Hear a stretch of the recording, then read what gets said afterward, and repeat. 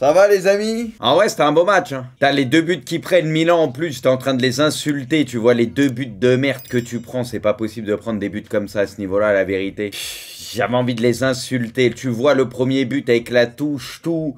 Tu vois Hernandez, son retour à 2 à l'heure, comment il se tèche, tu vois tout le monde. Là, déjà, je les ai insultés bien comme il faut. Le deuxième but, bon, l'Inter, eux, ils jouent bien le coup, mais je veux dire, c'est anormal complet. Ouah, ça rendait fou. Alors que tu sentais qu'en plus, il y avait la place, tu vois, il y avait la place, donc c'était frustrant. Puis bon, au final, ils ont réagi, écoute. Au final, vaut mieux gagner comme ça. Comme contre la Juve, en étant mené et tout, au moins, ça forge le caractère, ça met tout le monde en confiance, tu vois. Même Hernandez, ce match va peut-être lui faire du bien, parce que, bon, ça fait un petit moment que c'est pas la folie. Et là, mine de rien, il est sur 2 buts et tout. Donc voilà, ça va faire du bien à tout le monde en fait. Contre Sessao, il a apporté du mental en peu de temps en fait. C'est qu'en fait, il y a des coronesses quoi sur le terrain. Voilà, c'est comme il a dit. Il a dit il y a des pères de famille dans cette équipe, mais quand ils entrent sur le terrain, t'as l'impression de voir des enfants. C'est ce qu'il avait dit. Il avait dit dès le début, moi je suis pas là que pour me faire des copains ou quoi que ce soit. Je suis là pour gagner des matchs, machin. Bah franchement, rien à dire pour le moment. Ce qu'il dit en peu de temps, on a vu un changement en tout cas au niveau de la mentalité, du caractère, parce que il y a pas mal de matchs comme ça il y a quelques temps en étant mené 2-0,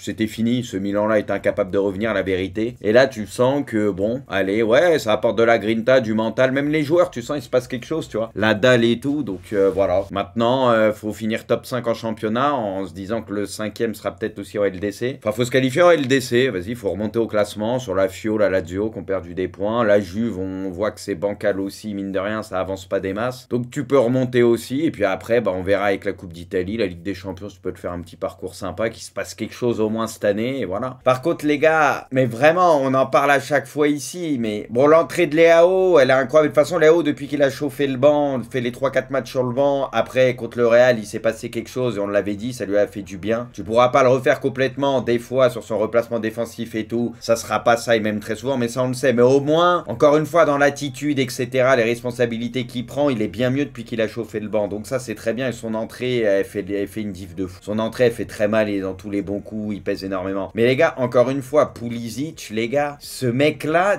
dès qu'il est sur le terrain, c'est n'importe quoi. Non mais moi c'est Pulisic qui me choque le plus en vrai à chaque fois. Tu vois encore hier, l'autre il revenait et tout, ce qu'il avait été absent. Tu vois le but qu'il met, il est magnifique, mine de rien, il passe devant, c'est l'intelligence du mec, son enchaînement pied gauche. La passe qu'il fait pour Léao sur le 3e but, elle est magnifique. En fait ce mec là, il est trop intelligent. Il est trop intelligent et c'est ce dont a besoin beaucoup d'équipes, tu vois, dans les derniers mètres. Tu sais, il sent les bons coups, il sait comment se placer, où être, il sait quand faut faire la passe, quand faut tenter sa chance. Mais Pulisic, depuis qu'il est à Milan, les gars, c'est incroyable le mec. Mais franchement, il est tout le temps fort, tout le temps. Après Milan, là, ils prennent un titre. Bon, c'est la Super Coupe, c'est pas le titre le plus important, mais tu prends un titre en battant l'Inter en finale. T'as battu 2 fois l'Inter cette année. Même si tu fais une année cata en championnat, mais comme j'ai dit, du moment que t'arrives à te qualifier en Ligue des Champions, bon, vas-y, t'auras changé de coach, ce sera peut-être passé quelque chose, on espère. Voilà, si tu peux espérer un petit parcours en Ligue des Champions. Et pareil en Coupe d'Italie, espérer quelque chose, on sait jamais, tu vois. Et encore une fois, l'Inter, normalement, il frappe toujours au Milan, là, cette année. 2 matchs, tu les bats 2 fois, tu vois. Et en plus, les 2 fois, il n'y a pas grand-chose à dire, c'est pas immérité. Donc, voilà, on verra.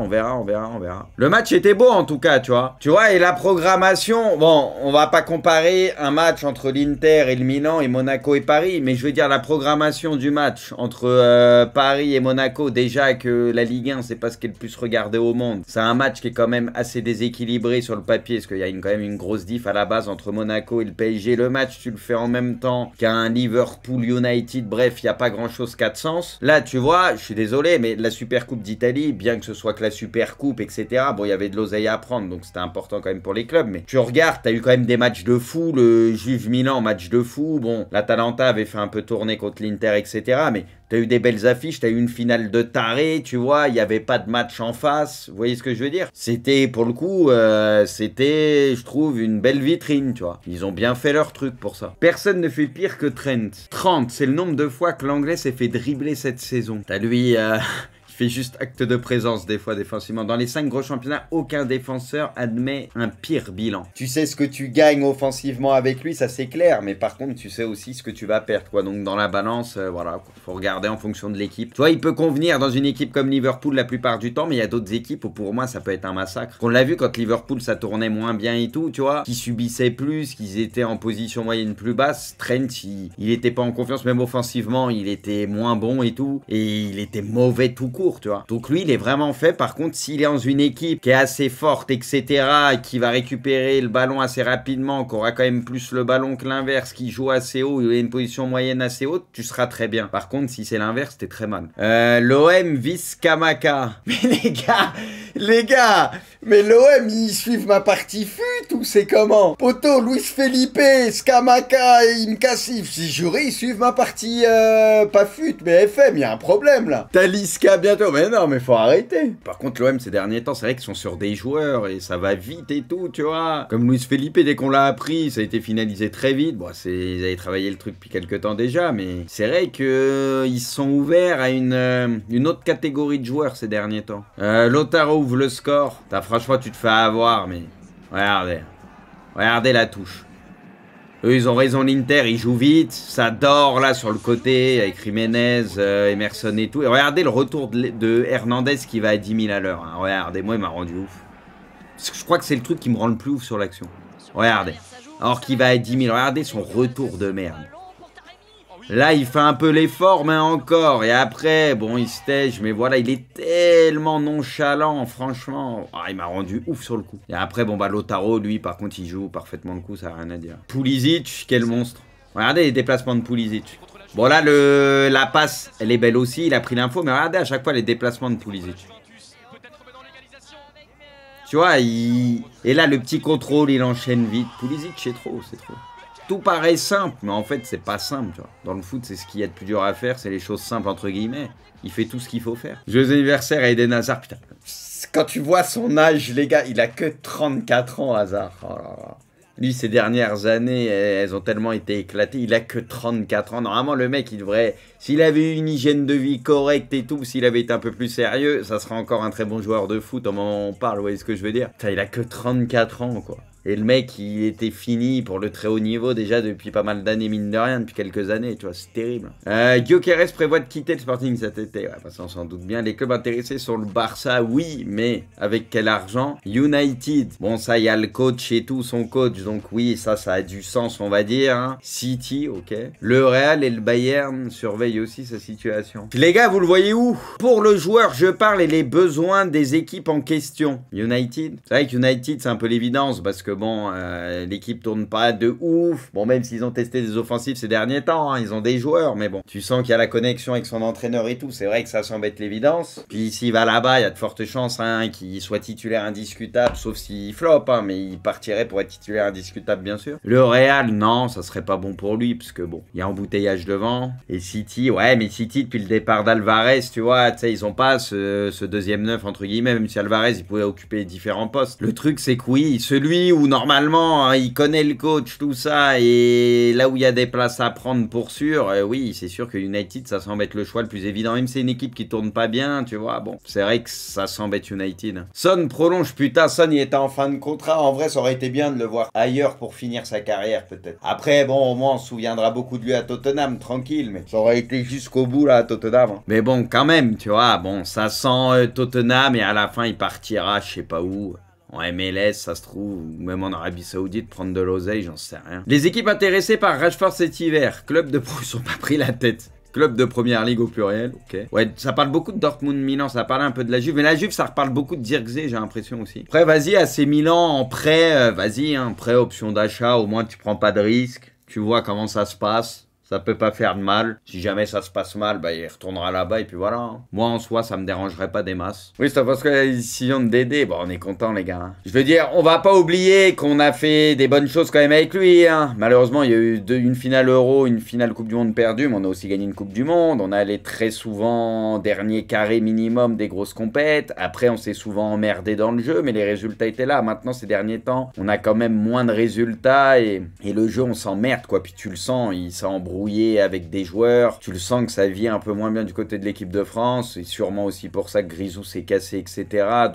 Donc voilà, il y a eu quand même pas mal de petites embrouilles ces derniers temps, donc honnêtement, moi j'aurais aimé qu'il y ait déjà ce changement après l'Euro, même un peu avant l'Euro. Moi en fait, je serais déjà parti avec un nouveau coach pour l'Euro, tu vois, ça aurait servi de base pour la Coupe du Monde et tout, pour bien la préparer. Bon bah ça continue avec Deschamps, on le savait bien, mais déjà, moi ça fait quelques années que je vous en parle, où Deschamps il avait perdu des joueurs et touche pas, ça sent que c'est plus comme avant. Donc pour moi, c'est déjà les années de trop. Donc voilà, maintenant, bah écoutez, on savait qu'il allait aller jusqu'à la Coupe du Monde. Maintenant, on espérait qu'il rempile pas pour 2 ans de plus. Attendez, ça se trouve, on va gagner la Coupe du Monde et c'est reparti pour minimum 4 ans, on sait pas. Hein. Donc voilà, mais non, mais bon, on va pouvoir passer à autre chose et voilà, quoi, c'est pas plus mal. Henry, non, les gars, Henry, en tant que sélectionneur coach, pour moi, il a absolument pas fait ses preuves aujourd'hui. C'est absolument pas un bon coach, en tout cas, de ce qu'il a montré, même si, bon, on l'a pas vu 150 fois, mais il a pas pour le moment ce qu'il faut, je suis désolé. Pour moi, tu peux pas mettre Henry sélectionneur de l'équipe de France. Non, faut arrêter 2 minutes. Faut arrêter. Dans ces cas-là, je préfère continuer avec Deschamps. Hein, je vous dis la vérité. Hein. Donc voilà, t'as Zidane qui attend l'équipe de France depuis longtemps. Bon, écoutez, ça sent Zidane, quoi. Zidane non plus, hein, pour rappel, win avec CR7. Alors, Nux, je vais te dire la vérité sur Zidane, et je l'ai toujours dit, pour moi, c'est pas un gros coach. Zidane, je vous le dis, c'est pas un gros coach. J'entends par là, c'est pas un bâtisseur d'équipe. Il peut pas faire, par exemple, du Klopp, etc.